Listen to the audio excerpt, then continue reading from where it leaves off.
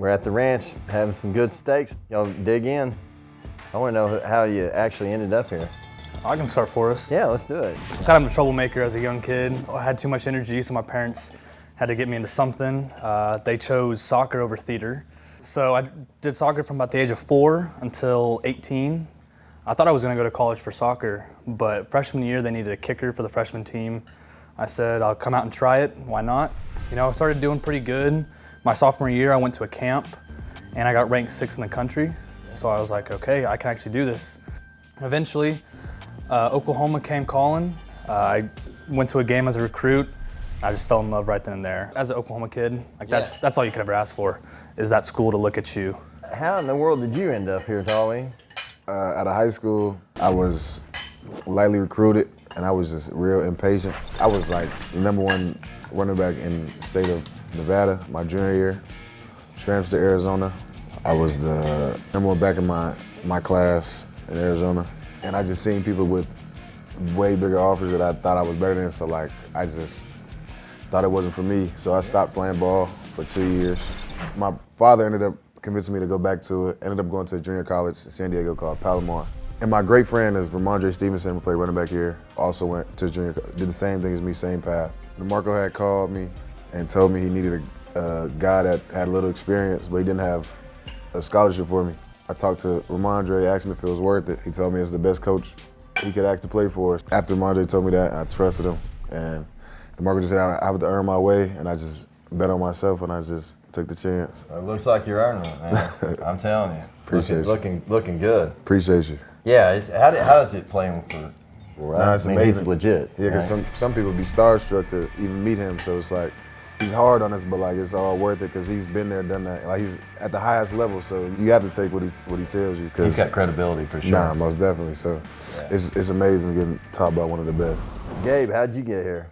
High school, I wasn't really recruited. My senior year, I was going to a camp, and on the way there, the tire popped, and we didn't have a spare. So it was like a gas station, like 4 miles away. We had to inch, like barely going 1 mile per hour, like all the way down the street. Had to sleep there overnight. I'm asleep. I wake up. We on the back of the tow truck. I'm like, riding in the tow truck. We was on the tow truck, and we had to ride to Walmart. I ended up missing that camp, so it was like every time I tried, it was like go wrong. So I ended up quitting and just going to regular school. I still had the passion for it, so I just kept working. I never gave up. And then randomly, Keyshawn Lawrence, he called me. He was like, "We got a new coach staff. What you think about walking on?" Yeah, I'll do it. He's like, "You serious?" I was like, "Yeah," because me and him, we got like a playful relationship. I don't think he playing around. I was like, "Yeah, I'll do it if you being for real." And he said, "Okay, bet." And I was like, I went and told my mom, I'm like, he just called me. I might be able to walk on to Oklahoma. She was like, "What?" I just packed up everything. Packed my Acura 2004. I drove here, drove 10 hours. I never drove that far in my life. I got in on my birthday, and he was like, "There's an open room in the apartment. You could just stay in there." I was staying there, and then we got caught. So I was just making the way. I was broke, and they have nothing. Like they was helping me with my gas, him and Woody. Like even when I got here, I didn't even know if I was gonna be on the team, so I really took a gamble. I just trusted him, and then finally I got that text. Rest is history. Like even when I was in regular school, I would tell my friends like, I'm gonna play again. I go to the park. I'd be at the park working out by myself. I didn't even have no reason to be working out. I was just like, if I ever get this opportunity, I'm gonna be ready. Peter, how'd you get here from New Jersey, dude? Man, it was a wild ride. I kind of picked up on recruiting early. Like I would just, do my own research online, like how to be recruited, because it was my dream to play college football on a major stage. So my sophomore year, like I'm telling you, I probably was sending my film out after the season. Like I probably sent it to like 10,000 coaches to get an opportunity. And one day, Coach Venables followed me out of the blue on Twitter. I'm excited, so I start flooding him with all my stuff. When I tell you, I sent him like everything, like the community service I was doing, my film, my transcript, like I was so obsessed with, trying to build a relationship with him. And then one day he responded. He was like, "What's up, Pete? Your film looks good. Like, keep working or whatever." And I was going into my junior season. We just kept talking. We started to build a relationship. And then he told me like, come down to camp. Coach Venables was like really the only guy hit me back. And I was like, this guy like truly believes in me. So then I went to the camp and I did really good. And he offered me a PWO after the camp. And I was like super excited. Man, like this is like a dream. Playing for Coach Venables, the best defensive coordinator in the country. Like, you couldn't ask for something better than that. Then, you know, there was like rumors he was going to leave there. So time passes, and, you know, I keep texting him, like, just like updates and stuff. And he kind of went ghost for like 3 or 4 weeks because he was probably getting hit up a lot because he was making the transition from being a Clemson coach to the head coach at Oklahoma. And then he finally hit me back. He's like, can I call you or something? So it's like 11 o'clock at night, 11:30. He calls me. He's like, hey, Pete, like, what do you think about coming to Norman, Oklahoma and playing football here? I was like, you know, that sounds amazing. And then, you know, I took an official visit and fell in love with Oklahoma. And I had never been here before, not even like close to this side of the country, especially being from New Jersey. And after the visit, I was like, oh, I got to play for this guy. Like, he's going to change my life. And ever since I got here, that's all he's done. So, I mean, super blessed, super grateful. And all of us, I'm sure, you know, are just blessed to be a part of something great like this. Yeah. And to be at a program like OU. Yeah. What was your biggest obstacle or toughest moment while you're at Oklahoma, and how did you overcome it? I would say it was those first couple years. I would leave practice and go, you know, unload boxes for UPS at night. And I was exhausted, and there was times where I just didn't have enough, you know, just didn't have food and couldn't make a bill. And I just had no idea how I was going to do it at certain points in times. So I was knocked down a lot in those couple of years. But I was proud that every time, man, I just kept standing up. There was times in the summer times before Stoops was here, we would have workouts, and they'd be, you know, while I was pouring concrete. You know, I was pouring concrete out on a road crew, and I'd get off work from that road crew and have to go down. I'd been working since 4 in the morning, and I'd have to run with the team, and I couldn't give it all. I mean, I was done. I've been out in the sun for 12 hours. Stoops gets here, and like I said, Schmit, man, if it wasn't for Schmit recognizing my effort and stuff, you know, I probably wouldn't have. I don't know if I'd got on scholarship. Schmit went to bat for me. I can tell you right now. You know, I did the scout teams, I did all that stuff, and it matters. I mean, you got to give everybody a look. Each week, you got to give different looks, different offenses, maybe even run positions out of that you haven't ever run. How do you handle that every week?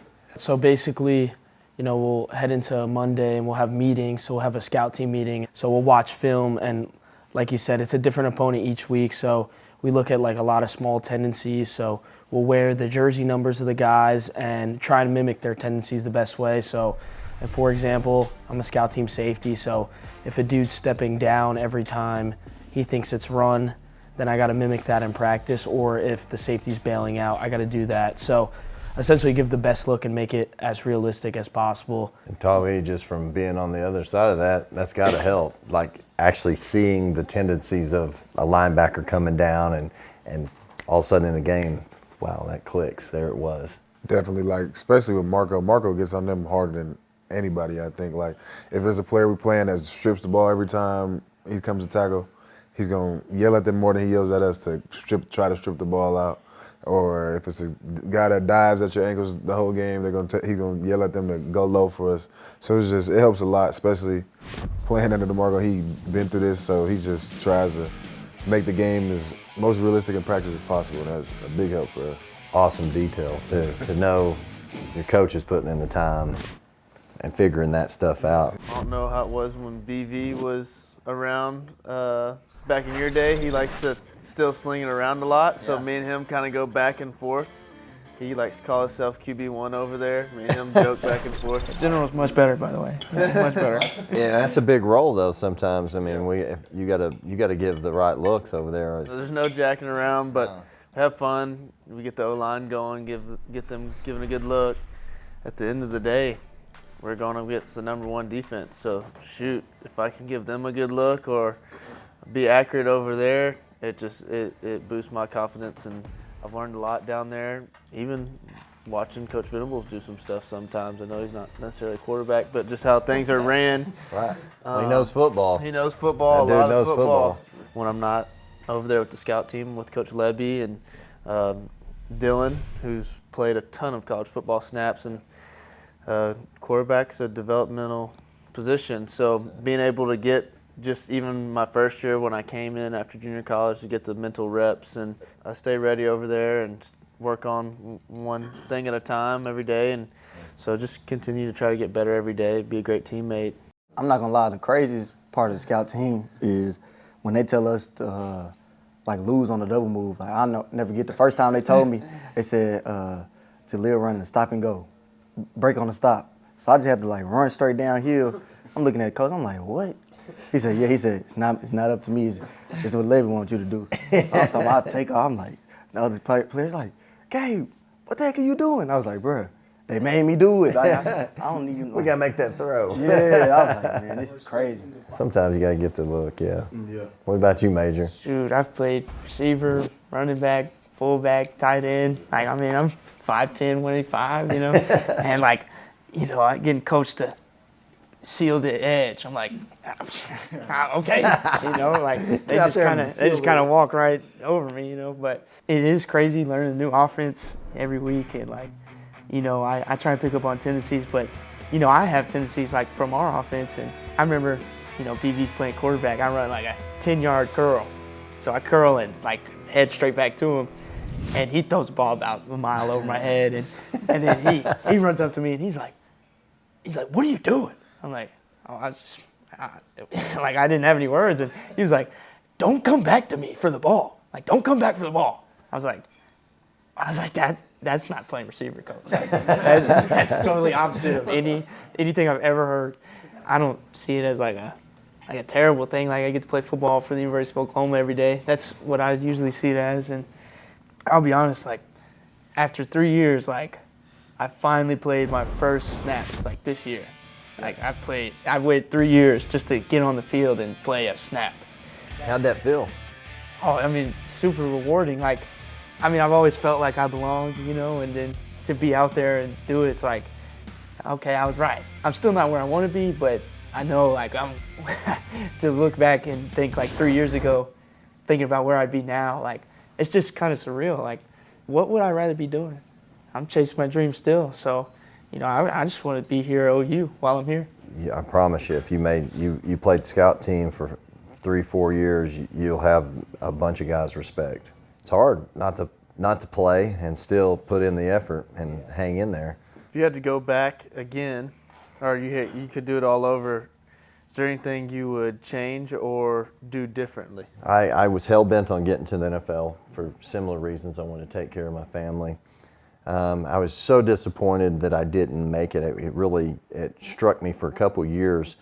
But then I finally, you know, realized, you know, things happen for a reason. Right. You know, I went on to have a career where I've helped thousands of people with stuff that is far heavier than you can believe, with the deaths of injustice. And I've fought these battles. And the first jury trial I ever had, I got double not guilties, and I knew that's where I was supposed to be. I was supposed to be in a courtroom fighting for people.